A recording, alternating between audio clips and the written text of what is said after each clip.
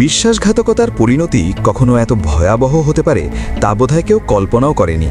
এবার সেই পরিণতি মোকাবিলা করছে সংযুক্ত আরব আমিরাত এবং বাহরাইন, যারা দীর্ঘদিন ধরে আমেরিকার ঘনিষ্ঠ মিত্র। মার্কিন হামলার পর ইরানের প্রতিশোধ পড়েছে। দুবাই এবং বাহরাইনের বিলাসবহুল হোটেল, বিমানবন্দর এবং গুরুত্বপূর্ণ স্থাপনাগুলো ক্ষেপণাস্ত্র ও ড্রোন আঘাতে ক্ষতিগ্রস্ত হয়েছে। দুবাইয়ের আকাশে টানা মিসাইলের ঝড়।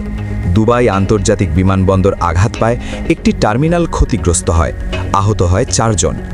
ইরানের আঘাত এড়াতে পারেনি বুর্জ আল আরব। আগুন নিয়ন্ত্রণে এলেও পর্যটক ও স্থানীয়রা আতঙ্কিত হয়। সম্ভাব্য হামলার আশঙ্কায় খালি করা হয় বুর্জ খলিফা। পাম জুমেইরা এবং জাবেলা আলী পোর্টও ক্ষতিগ্রস্ত হয়েছে। আবুধাবির জায়েদ আন্তর্জাতিক বিমানবন্দর আঘাত পেয়েছে, নিহত 1 জন এশীয় নাগরিক, 7 জন আহত। বাহরাইনেও ইরানের তাণ্ডব চলেছে। মার্কিন নৌঘাঁটিতে ক্ষেপণাস্ত্র আঘাত হানা হয়েছে। বিমানবন্দর ও গুরুত্বপূর্ণ স্থাপনাগুলো লক্ষ্যবস্তু হয়েছে।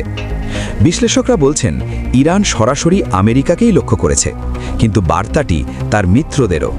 সংযুক্ত আরব আমিরাত ও বাহরাইন ওয়াশিংটনের ছাতার নিচে নিরাপদ নয়, এবং সেই মূল্য এখন তারা চুকাচ্ছে।